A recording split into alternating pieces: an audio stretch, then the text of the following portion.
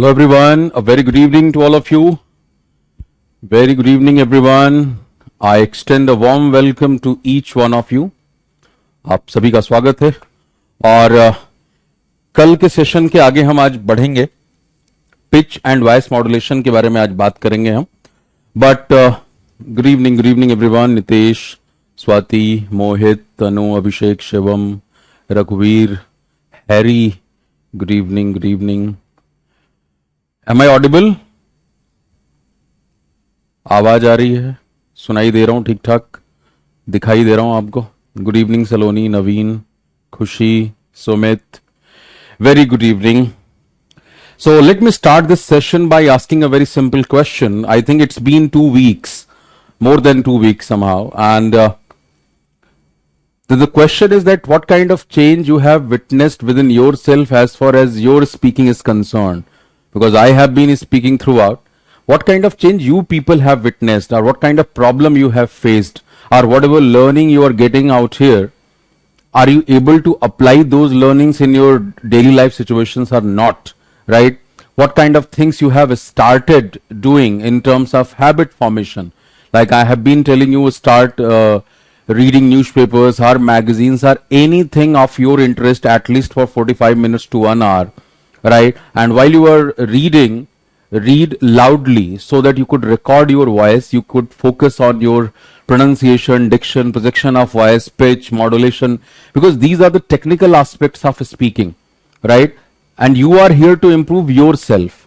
So if you are not able to analyze your performance per se, then there is no point of attending these classes, right? Then क्या क्या कर रहे हैं आप? बात समझ में आ गई ना?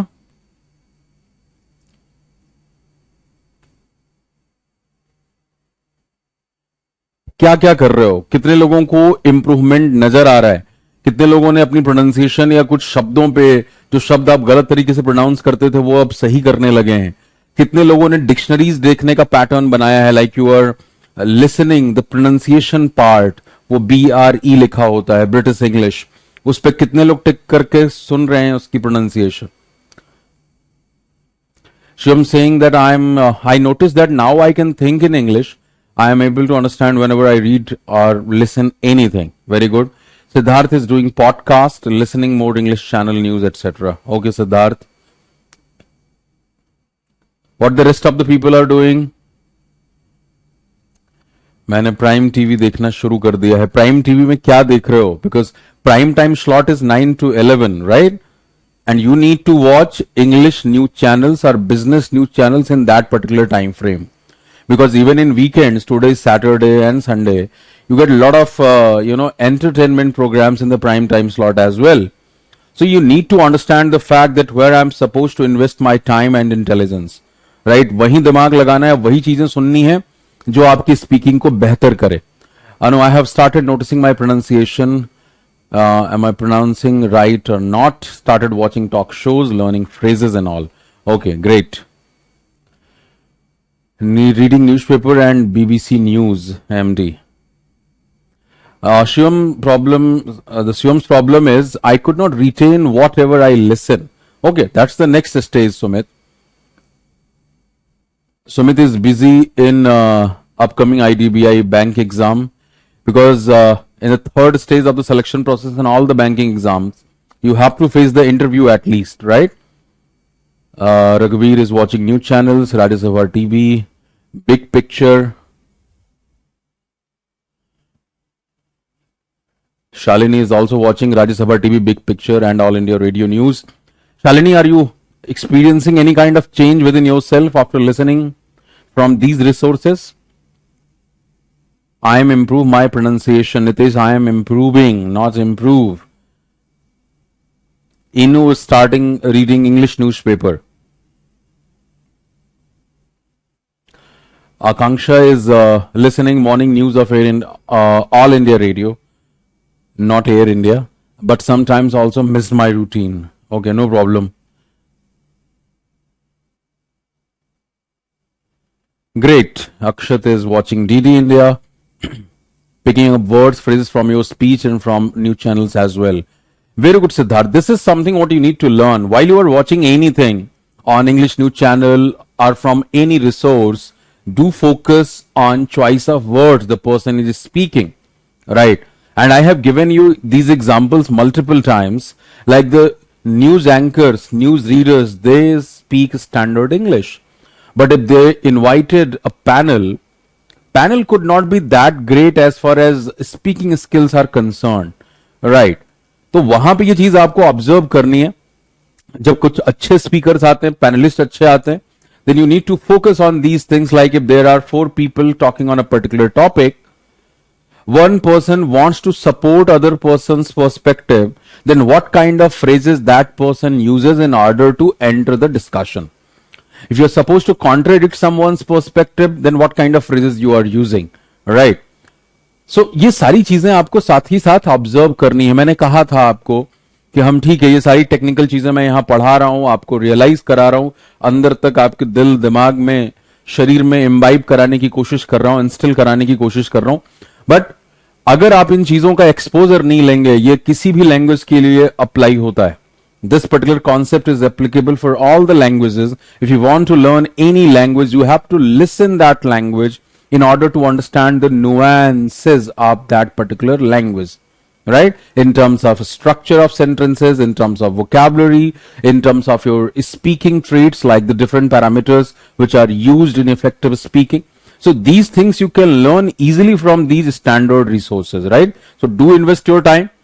आपको फिर ज्यादा मजा आएगा. My problem only in speaking is my reading, writing, understanding what any person speak, but I can't speak.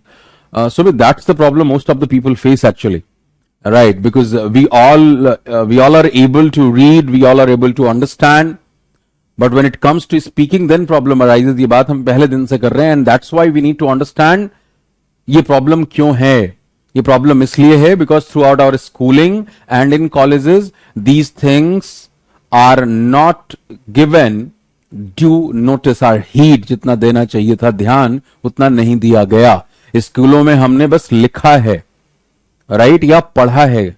Speaking के अंदर या जो बाकी इस तरह के एक्स्ट्रा करिकुलर एक्टिविटीज होती हैं, चाहे वो डिबेट है, डेक्लेमेशन है, इलॉक्यूशन है, इसमें कुछ बच्चे होते हैं जो पार्टिसिपेट करते हैं. अगर मैं आपसे पूछूं कि आपके स्कूल में कौन बच्चा था जो इन सारी चीजों में अच्छा था, तो शायद आप 1-2 बच्चों का नाम बताएंगे. 2-4 बच्चे हो सकते हैं, 5 बच्चे हो सकते हैं. Schools में hundreds of students are out there, thousands of students are out there, but everyone is aware of those 2, 4, 3, 5 names who are good in oratorial skills. जब भी स्कूल को रिप्रेजेंट करने की बारी आती है, वही 4-5 लोग जाते हैं. तो कहने का क्या मतलब है कि स्कूल के पीरियड में शायद वो 4-5 लोगों ने काम किया अपनी स्किल्स के ऊपर, लेकिन बाकी बहुत पैसिव रहे. और आपको यह भी देखने को मिलेगा कि जो लोग स्कूल के अंदर इन सारी चीजों में बेहतर थे, वो इन द लॉन्ग रन अपने करियर में भी बेहतर हुए. इसका बहुत इंपैक्ट पड़ता है. इस बात को समझना बहुत जरूरी है. Because whenever we get into the work field, you need to be skilled in your hard skill sets and soft skill sets. And across the globe, all the research papers indicate that 85% of your success is actually credited to your soft skills and 15% to your hard skills. अब hard skills, soft skills का क्या मतलब है? अब suppose you are an engineer. You are an engineer, you have a decent command over all your subjects, or particularly the area where you want to get into the work field. 2 दोस्त हैं, एक ही college से pass out होते हैं, TCS उनको नौकरी देती है, लेकिन 4 साल के बाद या 5 साल के बाद उनमें से शायद 1 या 2 को वो ऑन साइट भेज रहे होते हैं. वो स्विट्जरलैंड जा रहा है, यूएस जा रहा है, यूके जा रहा है, वो ऑन साइट जा रहा है, उसके साथ वाला दोस्त नहीं जा रहा. अब आप कहोगे नहीं, हम तो बचपन से साथ में पढ़े थे, कॉलेज एक साथ किया, स्कूलिंग एक साथ करी, इसको ये अपॉर्चुनिटी क्यों मिल रही है? क्यों मिल रही है? क्योंकि वो उस काम के दौरान पिछले 2, 3, 4 सालों में उसे ऑब्जर्व किया गया है. Because he is good in all the soft skills department. Because wherever you are working, at the end of the day you have to work with the people only. And if you are not good with people skills, if you are not good with people skills, जितने भी आप काबिल हो, आपकी उस काबिलियत का कोई लेना देना नहीं है. You are not into R&D, research and development section, जहां सुबह बैठ जाना है और जाकर के आप रिसर्च कर रहे हैं, and you are not very much to coordinate with other people. जब भी आप एक पब्लिक प्रोफाइल में हैं, लोगों के साथ आपको काम करना है, और लोगों के साथ काम करने का मतलब आपकी पीपल स्किल्स बेहतर होनी चाहिए, your interpersonal skills, your communication skills. Communication skills is such a broad subject. Like you should be a good listener, your body language should and gestures, posture should be positive and assertive. वो welcoming होना चाहिए, दूसरे को आपसे intimidated feel नहीं होना चाहिए. आपकी बॉडी लैंग्वेज इस तरह की ना हो कि आप किसी को नीचा दिखा रहे हो. ये सारी चीजें आपने ऑब्जर्व करनी होती हैं, राइट. सो अब suppose if you are talking to a person and आपको सामने वाले ने सवाल पूछा एंड आपको सुनाई नहीं दिया, आप एक बात ये कह सकते हो, could you please repeat your question? Yeah, I didn't get. Pardon me, I didn't get. So कहने का मतलब क्या कि सारी बातों का पर्पस तो यही है कि आपको जो सामने वाले ने पूछा आपको ठीक से सुनाई नहीं दिया, और आप ये चाहते हैं कि सामने वाला दोबारा रिपीट करे.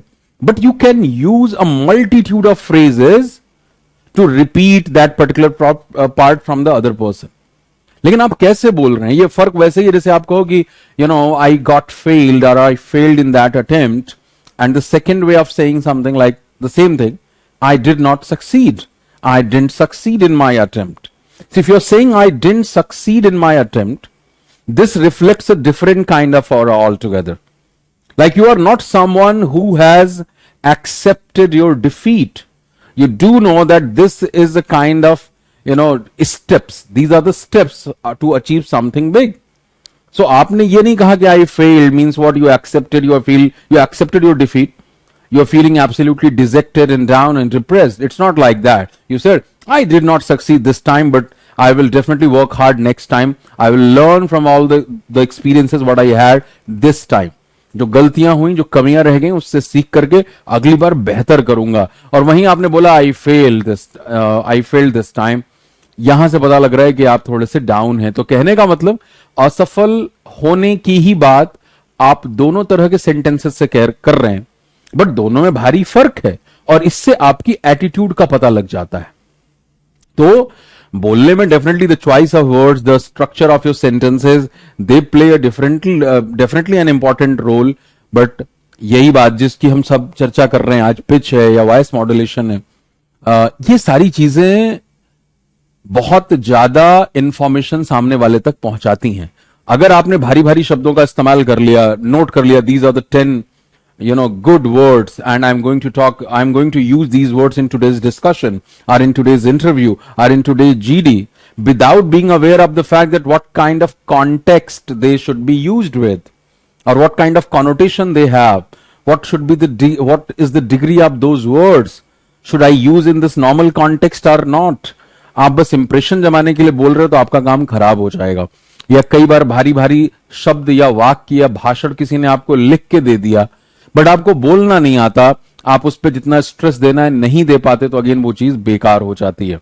तो बोलने में भी your tonality, your all these technical aspects in speaking, they play a very important role and major chunk of communication. आपने सुना भी होगा शब्दों का योगदान पूरी स्पीकिंग में 7 से 8% होता है, बस जो शब्द आप चूज कर रहे हैं, राइट. मैक्सिमम जो योगदान है वो आपकी किसका है, टोनैलिटी का है, कि हाउ यू आर स्पीकिंग, आप कैसे बोल रहे हैं. क्या बोल रहे हैं से ज्यादा इंपॉर्टेंट होता है आप कैसे बोल रहे हैं उन बातों को. आप बहुत सिंपल साधारण बात जो आम आदमी को समझ में आ जाए, उसके दिल के तारों में झंकार पैदा कर दे, वो उस बात पे बहुत तालियां बज सकती हैं और आपको एक बेहतर कम्युनिकेटर कहा जा सकता है. वहीं भी आपने भारी भारी शब्द रट के आए हैं, किसी से अच्छा भाषण लिखवा के लाए हैं, बट अगेन आपके बोलने से पता लग रहा है कि सब उधार के शब्द हैं, ये उधार की भाषा है. Nobody is interested in listening to you. Julekha, today is my first class. I live in village and I belong to Uttar Pradesh. Okay, Julekha, which place you belong from? Uttar Pradesh. Shivam is saying, few days back I went to my college to get my mark sheet where teacher talked to me in English and I answered in English. It gave me a confidence that I can talk in English. It gave me the confidence. Our confidence is incorrect. But very good, Shivam. इससे आपको ज्यादा मदद मिलेगी. आपकी सफलता ही मैं बार बार कहता हूं, आपको कॉन्फिडेंस, आपको मोटिवेशन, आपको इंस्पिरेशन सिर्फ आपके काम से मिल सकता है और किसी से नहीं. तो ठीक है, शिवम ने यहां कोशिश करी, लिखा it gave me a confidence. Confidence के पहले अ लगाने की जरूरत नहीं है. ओके, फिरोजाबाद से है हरदीप. और भी नीचे कुछ लोगों ने लिखा है, क्योंकि देखो ये वीक की लास्ट क्लास होती, थोड़ी आपसे बातचीत जरूरी है इस बैच के अंदर. Ashish is saying, sir, I feel a lot of changes in myself when I watch English news channel and reading English book as well. I'm able to understand everything. So, sir, your teaching style helped me a lot of changes in communication skills. So, thank you so much, sir. These days, my confidence level is so high while talking to someone. Very good. Swati, कोई पूछने कोई book नहीं आती इसकी. Swati, book compile हो रही है, सारे कंटेंट में यहाँ पे जो आपको दे रहा हूं उसमें कुछ और चीजें ऐड ऑन करके बैच खत्म होते होते तक ये कोशिश रहेगी कि एक बुक आपके पास रिसेंट बुक पहुंच जाए जिसमें टेक्निकल एस्पेक्ट्स भी हो, नॉर्मल जो नॉर्मल फ्रेजेस आप यूज करते हैं वो सारी चीजें आप तक पहुंचे. आइए,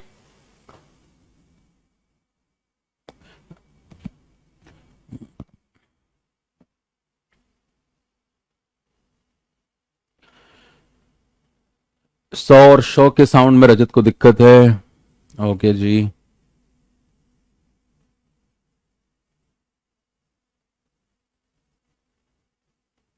चलो, so that's all.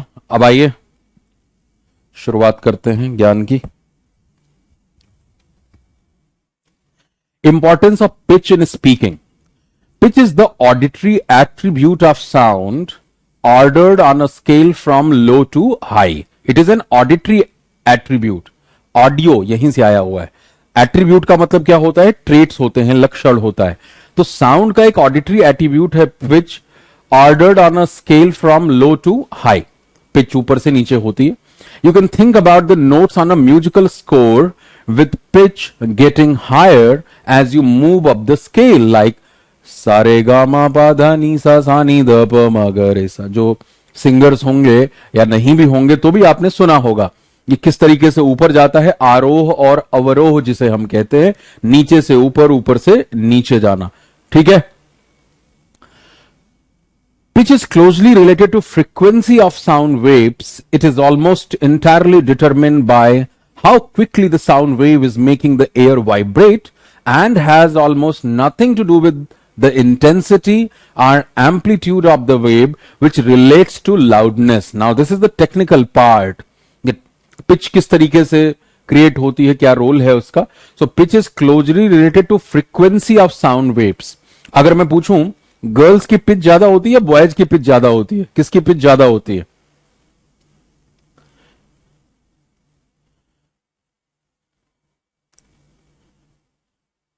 Yes, tell me. अच्छा, यहां आपके सब जवाबों से पता लगता है कि आप बहुत सारे लेवल्स में फंसे हुए. Like lot of people are struggling in reading newspaper. Should I come up with a batch for that as well? Yes, definitely. The girls की जो फ्रीक्वेंसी होती है वो ज्यादा होती है. अब फ्रीक्वेंसी की समझ, अब हो सकता है कुछ हमारे भाई बंधु साइंस से, साइंस उतनी तो खैर पढ़ी होगी आपने, बट हो जाता है भूल जाता. फ्रीक्वेंसी का मतलब क्या है? ये चीज, this is what, this is frequency. तो गर्ल्स की आवाज की फ्रीक्वेंसी ज्यादा होती है बॉयज के बनिस्बत. बॉयज की आवाज जो होती है वो भारी होती है, बेस इफेक्ट ज्यादा होता है इसके अंदर. राइट. आवाज बहुत श्रिल होती है इसीलिए गर्ल्स की.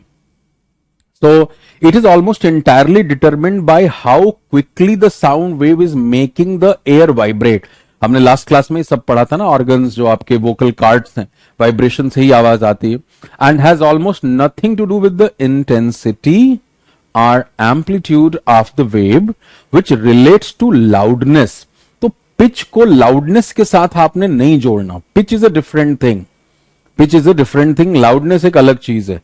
तो इसको आपको इंटेंसिटी या amplitude of your sound wave के साथ कनेक्ट नहीं करना है. That is high pitch. High pitch means very rapid oscillation. वही जो मैंने बताया यहां पे, ऑसिलेशन जो है वो ज्यादा, बहुत तेजी से हो रहा है. And low pitch corresponds to slower oscillation. Pitch for male and female speakers. As a speaker you want to find a pitch that is suitable for speaking. Generally you want to use a pitch range that would normally be comfortable for your conversation. For men and women, the size difference of the vocal folds, reflecting male-female differences in larynx size, will influence available pitch range. Adult male voices are usually lower pitched and have larger folds. The male vocal folds are between 17 mm and 25 mm in length. The female vocal folds are between 12.5 mm and 17.5 mm in length. So these are the हमारे organs का भी क्या role है, उनकी size क्या है, वो आपको यहाँ पे नजर आ रहा है। Adult male voices are usually lower pitch, जिसकी अभी हमने बात करी, and have larger folds. The male vocal folds are between, तो वही उसके फोल्ड्स बड़े हैं मेल के। तो इसलिए आवाज में आपको चेंज देखने को मिलता है। आप उषा उत्थुप मैम के गाने सुने, राइट है? कौन सा गाना आपको याद होगा? प्यार करने दो, कौन सा था यार वो, जिसमें प्रियंका चोपड़ा, अभी आप अगर नए गानों में बात करें, अदरवाइज गा तो वो 40 45 50 सालों से रही हैं। तो कहने का मतलब क्या है कि उषा उत्थुप को टिपिकल बॉलीवुड वाले सॉन्ग्स क्यों नहीं मिले? उनका ज्यादा मेजर चंक आपके पास लता दीदी के पास चले गए, राइट? क्यों? क्या कारण है उसके पीछे? क्यों? उन्होंने कई बार अपने इंटरव्यूज में भी कहा है कि मेरी आवाज वो टिपिकल जो इंडियन एक लड़की की आवाज है, हाँ, डार्लिंग सॉन्ग जो है, रंभा हो, बिल्कुल, तो उस तरह की उनकी आवाज नहीं है। उनकी आवाज उस तरह की नहीं है, लेकिन उन्होंने उस चीज को नेगेटिवली नहीं लिया। जो उनके अंदर क्वालिटी थी उसका भी इस्तेमाल है, उस तरह की आवाज का भी इस्तेमाल है, तो वो आवाज का इस्तेमाल हुआ। अमिताभ बच्चन के बारे में आपने कितनी बार सुना होगा, उनको उनकी आवाज के लिए कई बार शायद ऑल इंडिया रेडियो से भी हटा दिया गया था, शायद, अभी मुझे exactly I am not able to recall the event, but ऐसा कुछ हुआ था। या लंबाई के लिए भी उन्हें बाहर कर दिया गया था, डस्की स्किन के लिए बाहर कर दिया गया था, बिकॉज इन 70s जो ज्यादा प्रोमिनेंस था वो सब पंजाबी हमारे हीरोज का था, कपूर खानदान का, तो इनकी चमड़ी गोरी थी, लाल लाल होते थे। तो जब एंट्री हुई अमिताभ बच्चन की, तो बहुत सारी चीजों के लिए उनको एक्सेप्ट नहीं किया गया। तो लंबाई बहुत ज्यादा, आवाज इस तरह की, या जो कलर का टोन था, राइट, स्किन कलर डस्की, तो उसकी वजह से। लेकिन वही चीज है कि जब आप एक तरह के पैटर्न को चेंज करने आते हैं, तो सबसे पहले आपको अपोजिशन फेस करना पड़ता है, आपको अपनी जिंदगियों में करना पड़ता होगा। आप कुछ भी नया करने जाएंगे अपने जीवन में, आपके शायद परिवार में वो पहली बार हो, आपके दोस्तों में उस तरह की चीज पहली बार हो, तो सबसे पहले आपको डाउन जल्दी किया जाएगा। अरे हमारे खानदान में किसी ने नहीं किया, तुम ऐसे काम कर रहे हो, ये वो। और अगर वही काम करके तुम सफल हो गए, राइट, वही काम करके तुम सफल हो गए, तो फिर कहेंगे भाई क्या बात है, लड़का पहले से ही अलग था, ये हमारी लड़की पहले से ही बिल्कुल अलग सोचती थी, बिल्कुल लगता तो था कुछ करेगी ये। लेकिन ये जब आप सफल हो जाएंगे तब कहा जाएगा।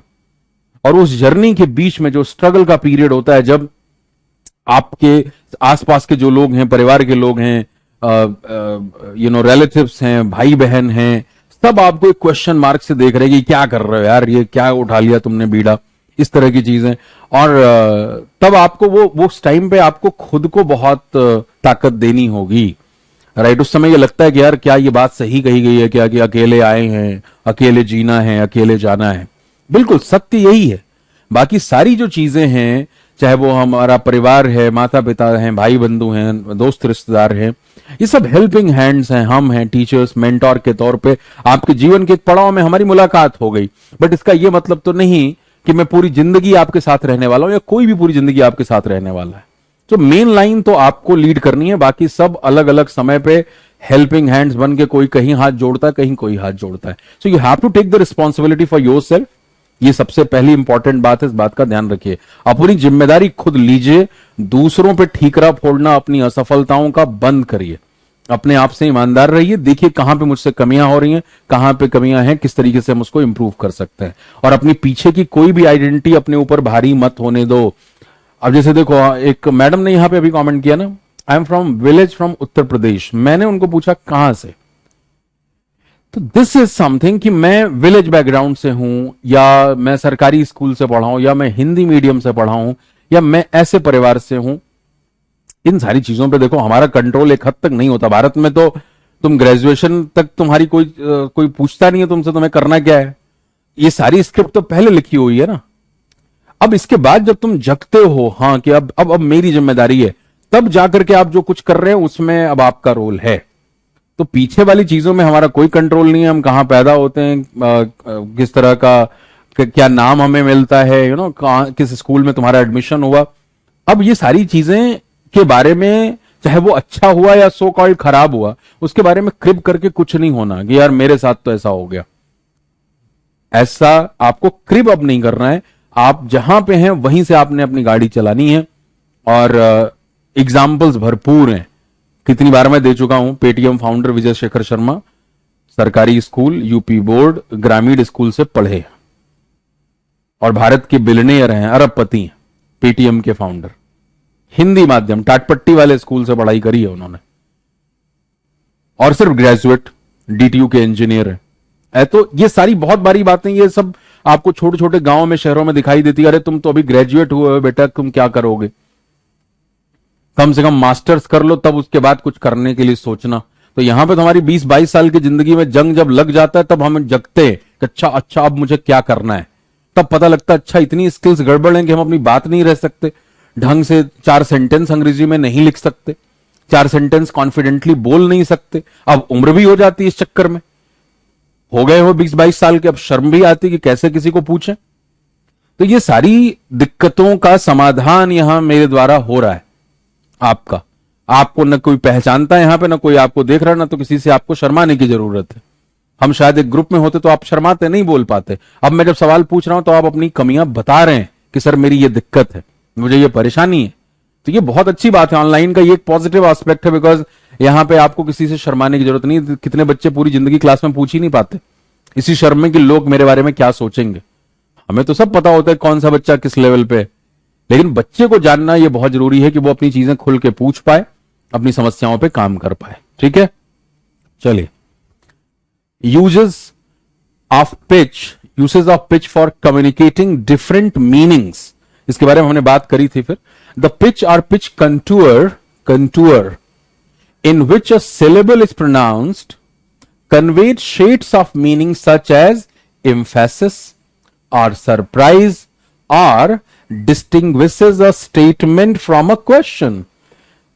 ठीक है ना, वो पिच से ही पता लग रहा है कि आप किसी चीज पे एम्फेसाइज कर रहे, जोर डाल रहे हो, या आप सरप्राइज हो गए तो आप किस तरीके से बोलोगे उसी शब्द को, या आप एक स्टेटमेंट और एक क्वेश्चन में फर्क करेंगे ना। अब आपको ही राइट्स अ ब्लॉग और फिर आप बोलो does he write a blog, तो ऐसे तो नहीं बोलोगे, इंट्रोगेटिव है तो आप बोलोगे ही राइट्स अ ब्लॉग, और जब इंट्रोगेटिव है does he write a blog, does he write a blog. So ये बोलने से फर्क का पता लग रहा है कि हाँ ये क्वेश्चन है। All languages use pitch pragmatically and intonation to communicate different meanings. pragmatically का मतलब क्या होता है? pragmatically का मतलब होता है practically। तो ये हर भाषा में इस्तेमाल होती है। मैं बार बार ये कहता हूं कि आपकी जो भी मदर टंग है उसमें ये चीजें सिखाने की जरूरत नहीं है आपको, क्योंकि वही बात घर परिवार में बचपन से पैदा होते ही कानों में वही पड़ा है। तो तुम्हें पता है कि भाई इस बड़े शब्द के किस टुकड़े पे जोर देना है, या इस सेंटेंस के किस शब्द पे मुझे जोर देना है, ये ऑटोमेटिकली दिमाग में बैठा हुआ है। बट क्योंकि इंग्लिश ना तो सुनी ज्यादा और ना तो वो बोलने के प्रैक्टिस में आया, तो इसलिए वहां पे दिक्कत बनी रह गई। इसीलिए मैं बार बार सुनने को बोल रहा हूं। स्टैंडर्ड जगह से इंग्लिश को सुनो, राइट, और फिर उन चीजों को ऑब्जर्व करो और बोलने में लेके आओ।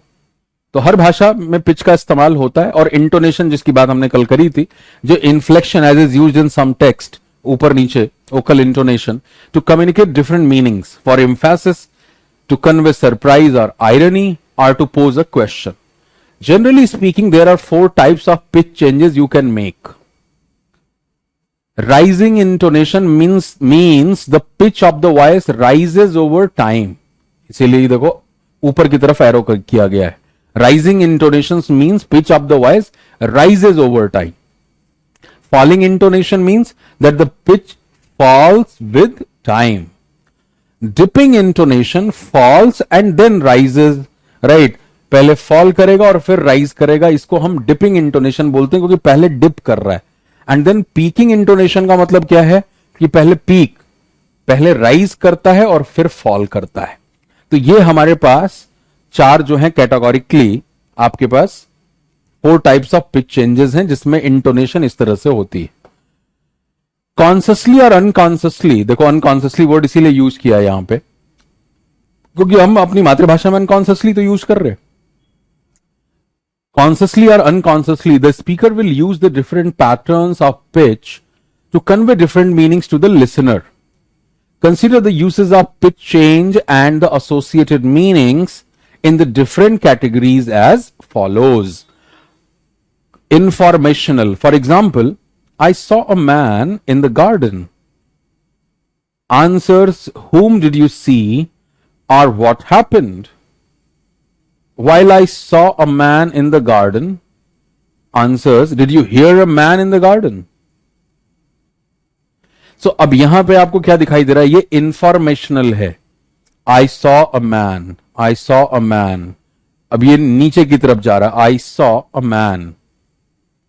वहां पे मैन के ऊपर एग्जाम्पल था. क्यों? क्योंकि यहां पे सवाल क्या पूछा गया? whom did you see? तुमने किसको देखा? तो यहां पे whom did you see जब पूछा जा रहा है, इसका मतलब इस whom का जो जवाब होगा, आपका स्ट्रेस उधर आना चाहिए. I saw a man, I saw a man in the garden, right? तो उसको देखा. What happened? While I saw a man in the garden answers, did you hear a man in the garden? Right? तो अब वहां पे मान लो सामने वाले ने पूछा, क्या तुम्हें उस गार्डन में कोई आदमी की आवाज सुनाई दी क्या? तो तुम कहोगे सुनाई तो नहीं दी, but I saw a man in the garden. मैंने सुना तो नहीं, लेकिन मैंने उसको देखा.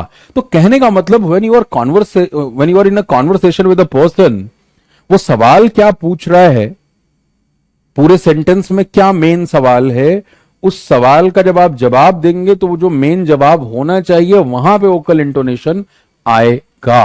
राइट? बात समझ आ गई?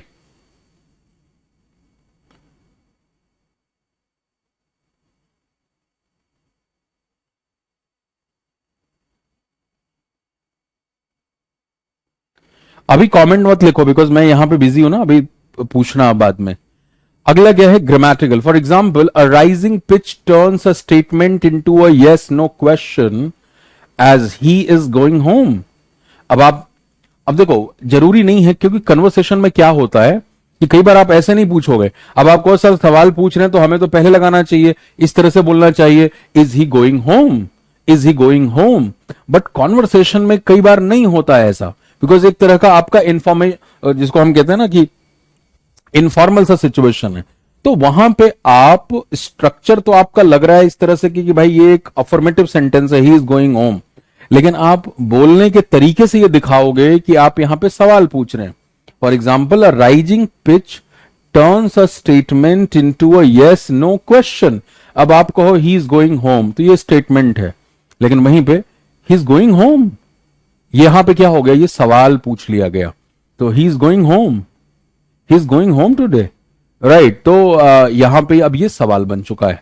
तो कहने का मतलब, जो मैं शुरुआत से पहले दिन से इसी बात पे फोकस कर रहा हूं, that most of the students do focus on translation in when they join any spoken English batch. Translation will not help you out much. All your life you have been learning this translation. बचपन से पढ़ रहे हो tense. वह जाता है, वह खाता है, वह जा रहा है, वह जा रहा था, वह जा रहा होगा. दिक्कत यह है कि कब वो सवाल है, कब स्टेटमेंट है, सरप्राइज कैसे दिखाना है, सवाल पूछते समय किस तरह से आवाज ऊपर नीचे होनी चाहिए, वो बात. तो यहां पे आपको एग्जाम्पल दिखाई दिया. Grammatical. Illocution. The intentional meaning is signal by the pitch pattern. For example, why don't you move to Delhi? A question versus why don't you move to Delhi, a suggestion. अब आप देखो कितना फर्क आ गया. यहां पे सेंटेंस वही है, हाँ या ना, वाई से शुरू हो रहा है. यहां पे why don't you move to Delhi, ये क्वेश्चन है, तुम यार दिल्ली क्यों नहीं मूव कर जाते. Versus why don't you move to Delhi, why don't you move to Delhi. अब ये क्या है? ये सजेशन है. Why don't you move to Delhi, शुरुआत वाई से हो रही है, शुरुआत वाई से हो रही है. देखने में लग रहा है इंट्रोगेटिव सेंटेंस है, मार्क ऑफ इंट्रोगेशन भी लगा हुआ है लास्ट में, बट अगर आपने why don't you move to Delhi, why don't you move to Delhi, देख रहे हो आप, why don't you move to Delhi, वहां अच्छी अपॉर्चुनिटीज हैं यार, तुम यहां कहां फंसे हुए हो, why don't you move to Delhi. So this is what, ये सजेशन है, कि ये सामने वाला एक सजेशन दे रहा है कि यार तुम दिल्ली जाओ, शायद तुम्हें बेहतर अपॉर्चुनिटीज वहां पे मिले. जबकि यहीं पे why why don't you move to Delhi, ये क्या है? ये क्वेश्चन है. Why don't you move to Delhi. Attitudinal. High declining pitch signals more excitement than does low declining pitch, as in, कल भी हमने शायद इसकी बात करी थी, good morning, right, versus good morning. तो अब यहां पे क्या देख रहे हो? जैसे ही मॉर्न आया तो पहले ऊपर गया, जैसे हमने बात कल की थी ना कि आपका बॉस है, आपको ऑफिस में मिलता है, आप ऑफिस में एंटर करते हैं, तो आप जब विश कर देंगे तो उसमें एनर्जी होनी चाहिए. Good morning, good morning everyone. It's not like good morning everyone, good morning ऐसे बोलोगे नहीं अच्छा लगेगा. Good morning everyone, good morning everyone, hello everyone, I extend a warm welcome to all of you. आपने कई बार सुना होगा मुझे भी बोलते हुए. तो ये लगना चाहिए कि हाँ सामने वालों में थोड़ी एनर्जी आए. Hello everyone, hello everyone, my name is Satyendra and I am going to talk about on this topic for the next 30 minutes. इतना खत्म करते ही ना कुर्सी से लोग उठना शुरू कर देंगे. लोगों को कोई इंटरेस्ट नहीं है आपको सुनने में. ये इसीलिए कहा जाता है कि जब आप इंटरव्यूज में होते हैं या जीडी में होते हैं या किसी भी इस तरह के इंटरेक्शन में जहां सामने एक ऐसा इंसान बैठा है जो आपका भविष्य तय करने वाला है, वो एक्सपीरियंस्ड है, वो आपके जैसे बहुत सारे लोगों को देख चुका है, आपके लिए ज्यादा समय नहीं होता अपने आप को वहां पे दिखाने के लिए, right? So you have hardly 30 seconds. And अगर उन 30 सेकेंड्स में आप सामने वाले को इंप्रेस नहीं कर पा रहे तो आगे इंटरेस्टेड नहीं होता आपसे बात करने में. वही पब्लिक स्पीकिंग में भी है कि आप जा करके, जैसे मैंने बोला ना, इस तरह से, और बहुत सारे बच्चे बोलते हैं इस तरह से, जो रट करके भाषण देते हैं या बोलते हैं. Hello everyone, so hello everyone, my name is this and I am going to talk about interview skills. Yes, so the first point is that how to introduce yourself. There are 3 different ways of introducing yourself. Nobody is interested. Nobody is interested. And that is why I told you. जबकि अभी same शब्दों को सही तरीके से बोलो. Hello everyone, I extend a warm welcome to all of you sitting out here and we are going to learn a lot in the next 30 minutes. And today I am going to talk about a topic which pertains all of you. Body language, all of you. Casual eye movement as well. अच्छा, अब उनको लगेगा पहली 30 second में कुछ काम का है मेरे लिए. तुम वहां पे आप कि किताब बांचने लग गए. हर किताब में लिखा है इंटरव्यू कैसे देना है. हर किताब स्पोकन की हजारों किताबें हैं. बट यू नीड समवन जो आपको इन छोटी छोटी चीजों पे गाइड कर सके, आपको सुधार सके, आपको खुद अपने आप को देखने लायक बना सके कि आप इन चीजों को खुद ऑब्जर्व करिए, काम करिए अपने ऊपर. तो वही मतलब है इसका कि good morning versus good morning. अब जैसे मैंने कहा, सामने वाला बॉस जो बोलेगा वो गुड मॉर्निंग, राइट? तो वो अथॉरिटी है उसके पास, वो उतना जोश नहीं दिखाएगा. लेकिन आप क्योंकि एम्प्लॉई हैं, आपको वो जोश दिखाना है. या पब्लिक स्पीकिंग, जहां एक ग्रुप है, एक ऑडियंस है, you need to charm your audience कि वो सुने आपको. आपकी अगर आवाज ही सुनने लायक नहीं है, जो वोकल डायनामिक्स से आप उसको नहीं समझते हैं, so nobody is interested in listening to you. चाहे आप कितने महान हो, चाहे आपने कितना ज्ञान अर्जित किया हो, या कितनी महान चीज आप उस सेशन में बताने वाले हैं. ठीक है?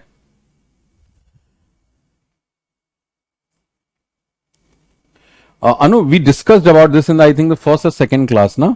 Uses and uses. Textual. Information not in the sentence is signaled by the absence of a statement ending decline in pitch. As in the lecture was cancelled, high pitch on both syllables of cancelled. वो double L छूट गया. Indicating continuation. Versus the lecture was cancelled. High pitch on first syllable of the cancel, but declining pitch on the second syllable, indicating the end of the first thought. And I think this is something जो कि बहुत interesting है. कई बार जब आपसे लोग बात करते हैं ना, तो वो बात को अचानक अब्रप्ट रोक देते हैं. मतलब आपको बिल्कुल उम्मीद नहीं होती कि इनकी बात अभी रुकेगी. आपको लगता है कि ही और शी विल कंटिन्यू, वो अभी बात आगे बढ़ाएंगे. वही बात यहां पे लिखी हुई है कि information not in the sentence is signaled by the absence of a statement ending decline in pitch, as in the lecture was cancelled. High pitch on both syllables of cancelled, indicating continuation. यानी अब सामने वाले, अब आप ऐसे बोलो कि the lecture was cancelled means what? कि other person would like to know more about this thing, कि भाई क्यों cancel हुआ, right? The lecture was cancelled due to the absence of professor. अब ये बात समझ में आ रही है. लेकिन वहीं पे अब यहां पे दोनों सिलेबल का मतलब क्या? कैंसल. इन दोनों सिलेबल पे आपने बराबर जोड़ दिया. ये कॉन्टिन्यूएशन बता रहा है. Versus the lecture was cancelled, high pitch on first syllable. यहां पे हाई गया और फिर तुमने डिप मार दिया. यहां पे the lecture was cancelled, the lecture was cancelled. Full stop. Down से पता लग गया कि ये सेंटेंस यहां पे एंड हो रहा है, सेम सेंटेंस है। इतना फर्क पड़ जाता है बोलने से।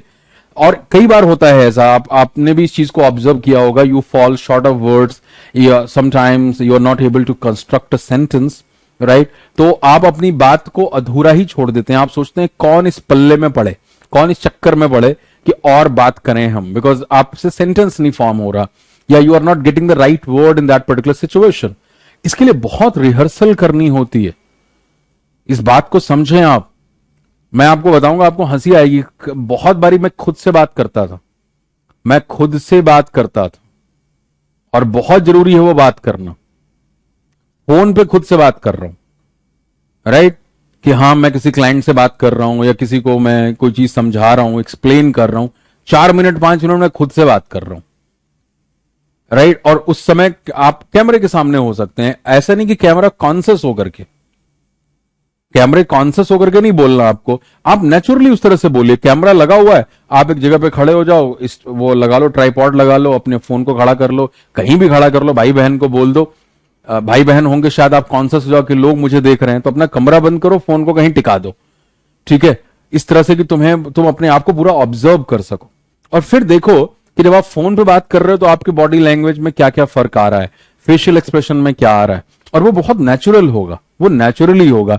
वो नेचुरल मदर टंग में है, अपने डायलेक्ट में है, जिस तरह की भाषा बोली आपके परिवेश में है उसमें, तो वो बहुत नॉर्मल है।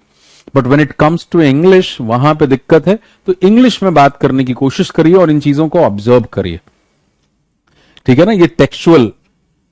In public speaking, you can apply changes in pitch not only to a single word such as an exclamation like "oh", but to any group of syllables. हमने कितनी बात की थी ना, इसी "oh" को कितने तरीकों से बोल सकते। "Oh, oh, that happened. Oh, she met with an accident yesterday." So अब यहां पे exclamation है "oh, ओहो"। तो अब वहां पे नॉर्मल आप किसी चीज को जब एक तरह से एक्नॉलेज कर रहे हैं, वहां भी वो लगा सकते हैं, ठीक है। प्रीति, आप हाउस सर क्या पूछ रही हैं?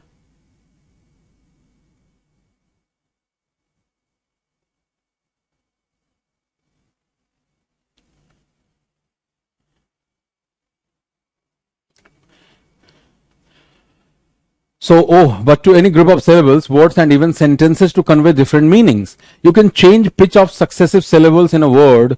Word groups are successive sentences. You want to make sure that you use pitch to convey the intended meaning. ये बहुत इंपॉर्टेंट बात है कि जो तुम मीनिंग इंटेंड कर रहे हो उस सेंटेंस के साथ, वो सही तरीके से सामने वाले तक पहुंचे। अगर आप सही तरीके से नहीं बोल रहे तो वो नहीं पहुंचेगी।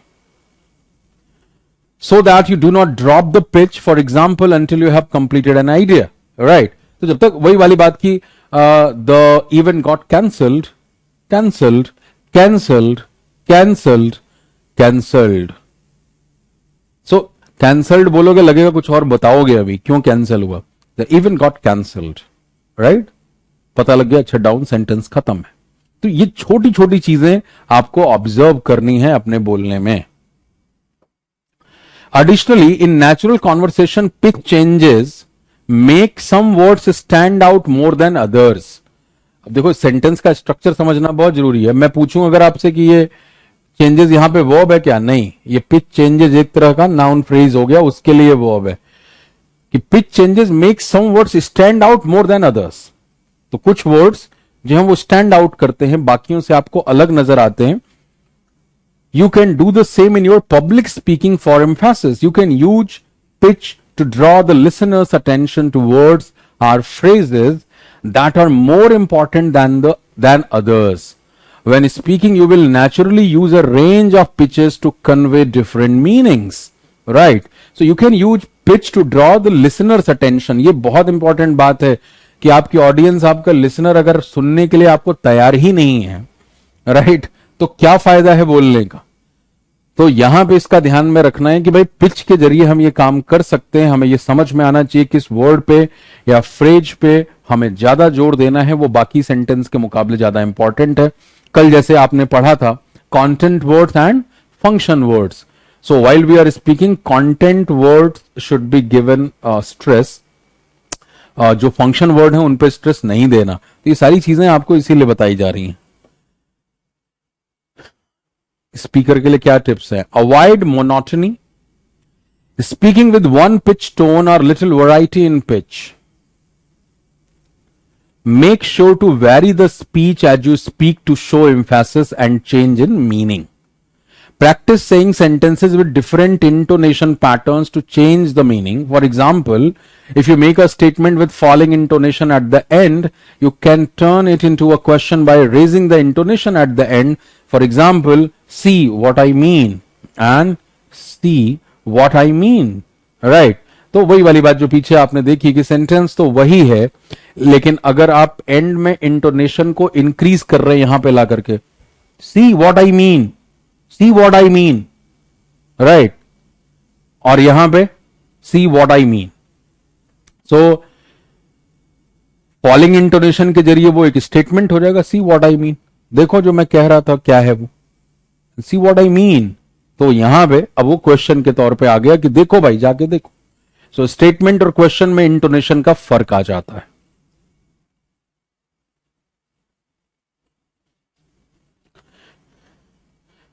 Tips to improve voice modulation. अब पिच के बाद मॉड्यूलेशन की तरफ आते हैं. Be loud and clear. Being loud does not mean that you have to shout. There is a difference. Make sure that your voice does not creak while being loud. This can irritate or annoy the audience and make them lose interest. Now the sound is very important part again. कई लोगों को समझ में नहीं आता, कुछ लोग इतने धीमे बोलते हैं. मुझे याद आता है लक्ष्य मूवी के अंदर, क्योंकि उस समय मैंने ऑब्जर्व किया था फिल्म में. लक्ष्य मूवी के अंदर अमिताभ बच्चन का जो कैरेक्टर है, आप उनकी बात सुने तो आपको सुनाई ही नहीं देगा. ये पहाड़ियां, पहाड़ियां, अब पहाड़ियां हैं कि पहाड़, वही नहीं सुनाई दे रहा है. ओकल इंटोनेशन पहाड़ पे जा रहा है, बट ड़ियां या ड़ वो खा जा रहे बोलने में. तो ये बहुत इंपॉर्टेंट है कि आपकी आवाज इतनी कम भी ना हो कि सुनाई ना दे, सामने वाले को कान ऐसा करना पड़े. और जब आप किसी क्लास में हैं, किसी हॉल में हैं, और सपोज आपके पास माइक नहीं है, और माइक है तो उसका अंदाजा लगा लीजिए कि कितना तेज आपको बोलना है, वो कहां तक पहुंचेगा. तो कई बार माइक अगर नहीं है आपके पास, तो आपको इतना बोलना है कि भाई जो लास्ट रो में बैठा हुआ है उस तक सही सुनाई दे. और कहीं आप इतना भी तेज ना बोलने लग जाएं, लाउड ना बोलने लग जाएं कि सामने वाला इरिटेट हो जाए कि इतनी आवाज. इसको हम कहते हैं vociferous speaker. Vociferous speaker, someone who speaks loudly, someone who speaks vehemently, because the person is lacking in content, the person is trying to compensate that lackness by speaking in a loud manner.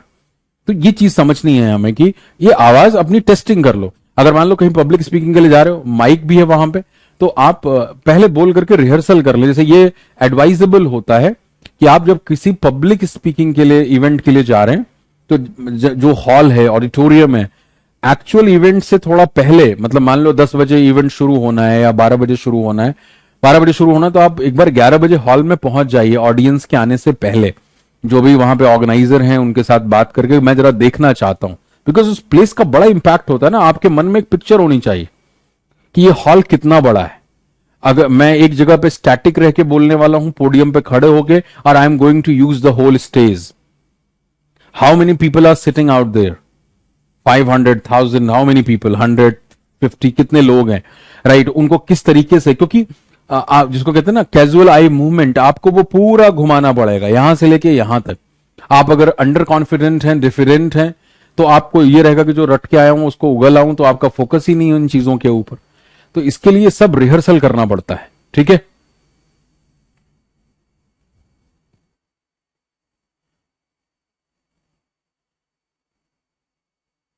बेटा विकास, आपने कब ये batch join किया है? मुझे लग रहा है नए नए ज्वाइन किए हो, तभी इतने बेचैन आप नजर आ रहे हो.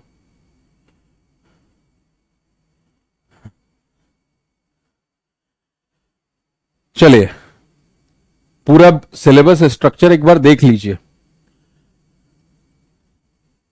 हाँ, आज ज्वाइन किए वो तो पता लग रहा है. अब तुम कह रहे हो यहां सर चैप्टर्स करवाओ. इंग्लिश स्पेशल ज्वाइन किया बेटा, नाउन प्रोनाउन एडजेक्टिव वर्ब करोगे यहां पे? नहीं, कल क्लास नहीं होगी अभिषेक. 2 हफ्ते हो चुके हैं, स्ट्रक्चर को जाकर के समझो, बैच किस तरीके से आगे बढ़ रहा है. प्रैक्टिस वेरिएशन, आपको पीछे जाके देखोगे विकास, तो आपको अपने काम की चीज मिल जाएगी. आप सीधा लाइव क्लास में आए हैं ना, इसलिए दिक्कत हो रही है.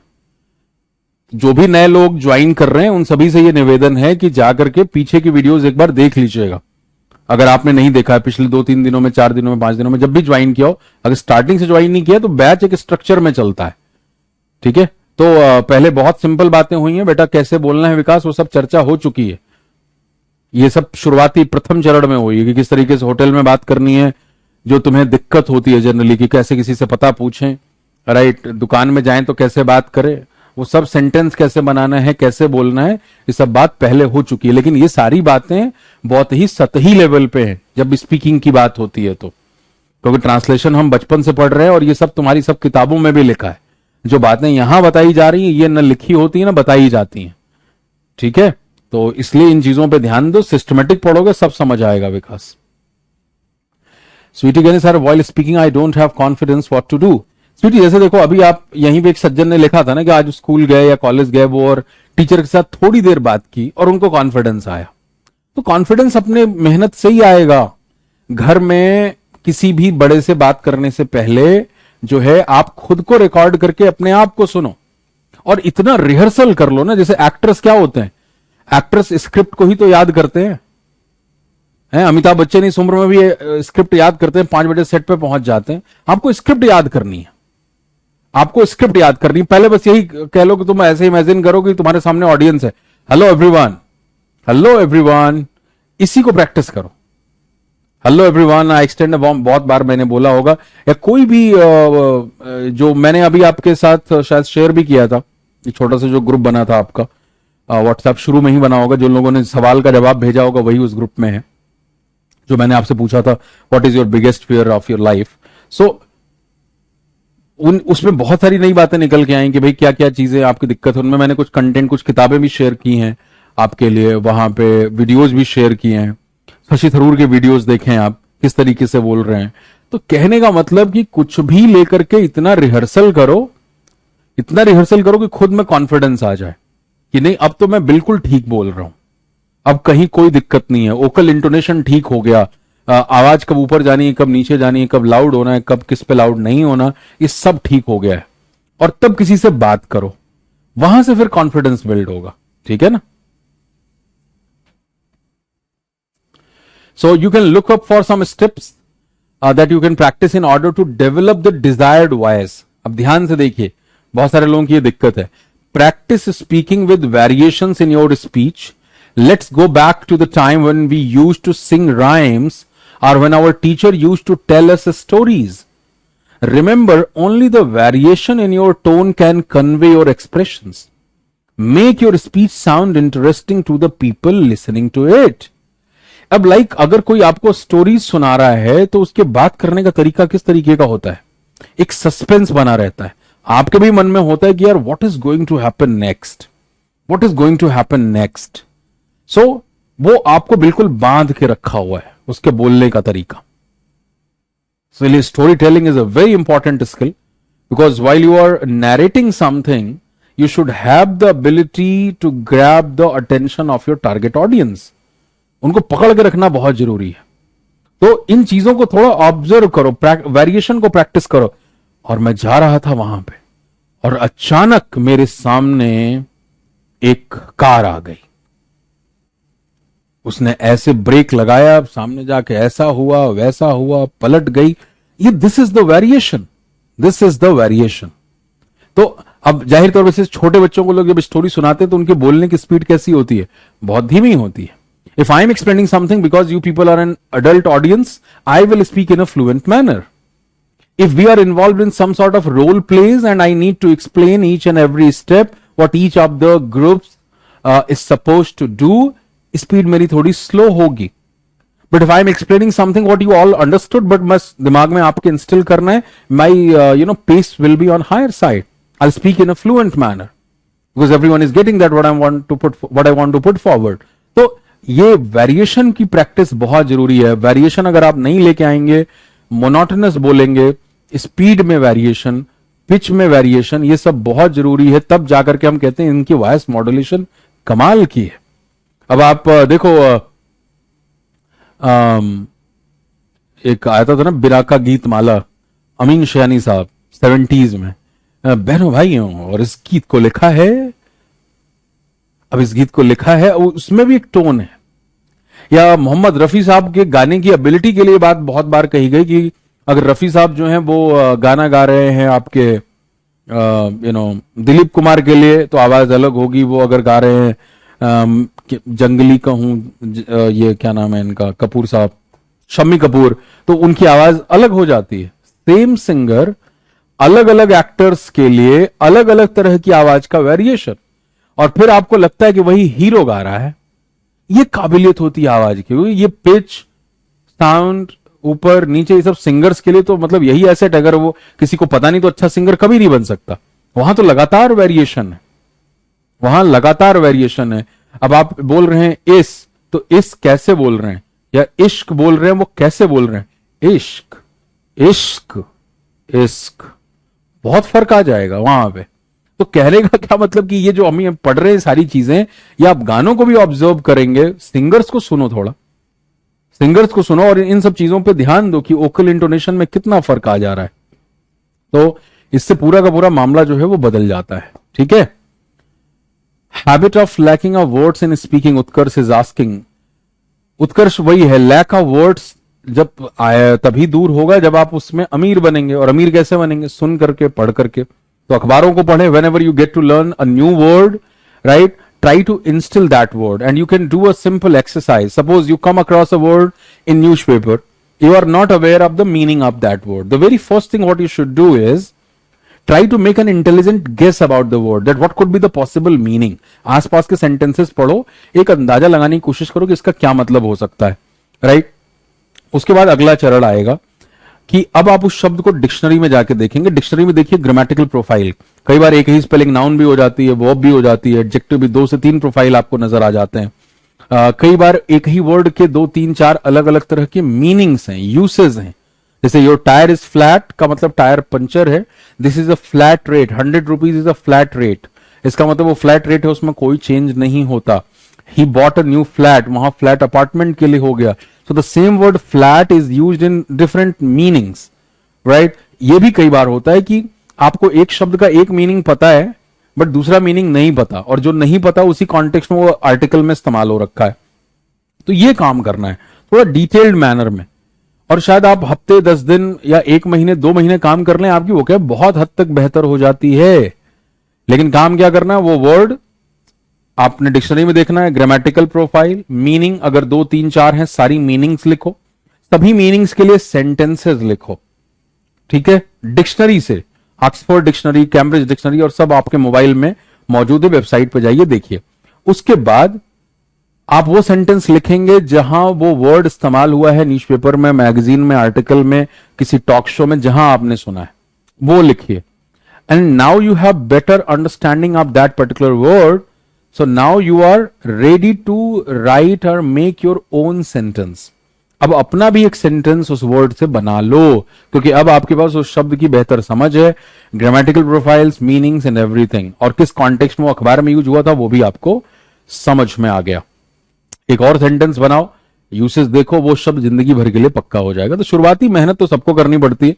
मैं इंग्लिश के अखबार 10 साल पहले बेचा ही नहीं करता था, मतलब इतने इकट्ठे होते थे, मुझे लगता था कि भाई कहीं इसमें जो अच्छे सेंटेंसेस हैं, अच्छे स्ट्रक्चर्स हैं, फ्रेजेस हैं, वो इसके साथ चले जाएंगे अगर मैं अखबार को बेच देता हूं तो ये सनकपन थोड़ी दिन रखना पड़ता है अगर आप लैंग्वेज में बेहतर होना चाहते हैं तो, राइट। तो आप ये सब करें, आपको कोई दिक्कत नहीं होगी। और जितने भी नए लोग हैं, विकास जैसे परेशान है, वर्ब यूज नहीं कर पाते, बेटा स्ट्रक्चर कैसे बनाना सेंटेंस का, उसकी क्लास हो चुकी है, ठीक है, तो आपको पीछे मिल जाएगी। चलिए, so that's all for today's session. जो बाकी के पॉइंट्स हैं उनको हम डिस्कस करेंगे नेक्स्ट क्लास में। Thank you.